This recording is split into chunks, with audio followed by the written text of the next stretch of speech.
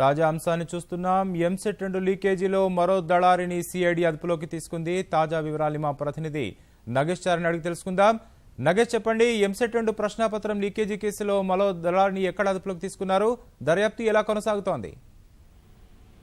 ప్రశ్నపత్రం leakage కేసుకు సంబంధించి దర్యాప్తు చురుగ్గా కొనసాగుతుంది. ఇందులో ప్రమేయం ఉన్న వారందరి కోసం ఆ సిఐడి ప్రత్యేక బృందాలు గాలిస్తున్నాయి. దాదాపుగా దేశంలోని అనేక ప్రాంతాల్లో ఈ ప్రత్యేక బృందాలు పరిశోధన చేస్తున్నాయి. ముఖ్యంగా ఇప్పటి వరకు ఉన్న దళారులు ఉపదళారుల కోసం విస్తృతంగా గాలిస్తున్నారు. ప్రధానంగా ముందుగా ఆ విద్యార్థులు చెప్తున్న సమాచారం ప్రకారం వారిని ఎవరు తీసుకెళ్లారని గుర్తించారు. అయితే వారు అందరూ కూడా ఉపదళాలే విద్యార్థులతో నేరుగా సంబంధాలు కొనసాగించినట్టుగా తేలింది. ఆ తర్వాత ఉపదళాల నుంచి విచారిస్తుండగా దళాల ప్రమేయం తేలింది. అందులో ఇప్పటికే ముగ్గురు అరెస్ట్ చేశారు. ఇప్పుడు తాజాగా రామకృష్ణ అనే మరో వ్యక్తిని పంజాబ్ లో అదుపులోకి తీసుకున్నట్టుగా తెలుస్తుంది. అతని నుంచి కీలక సమాచారం రాబట్టేందుకు అధికారులు ప్రయత్నిస్తున్నారు. అయితే వీరంతా కూడా ఇంకా దళారు పాత్రను పోషించినట్టుగా తెలుస్తుంది.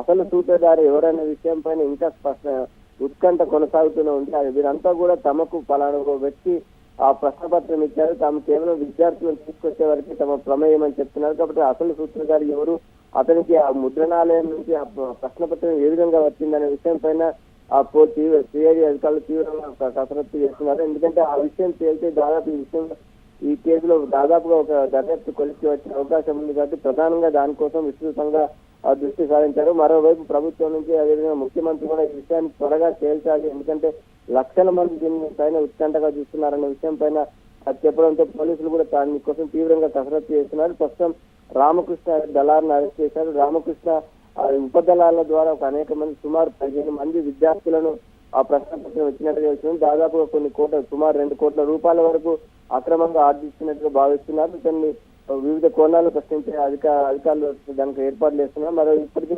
రాజగోపాల్, తరుణ్ రాజ్, వెంకటరమణ ముగ్గురు కూడా సిఐడి అదుపులో ఉన్నట్టుగా తెలుస్తుంది. ఆ దళారులందరినీ కూడా ఇంకా ఆ విద్యార్థులను ఎవరెవరిని ప్రభావితం చేశారు, అదేవిధంగా ప్రశ్నపత్రం ఎక్కడి నుంచి వచ్చింది, ఎవరైనా అధికారులు సహకరించారా అనే కోణాలు ప్రశ్నిస్తున్నారు. వాళ్ళు ఒకరిద్దరిని ఈ రోజు అధికారికంగా అరెస్టు ప్రకటించే అవకాశం ఉంది. ఇప్పటికే ఈ కేసులో రమేష్ ని మరో ఇద్దరిని కూడా అరెస్ట్ చేసి వారందరినీ కూడా జైలుకు పంపించారు.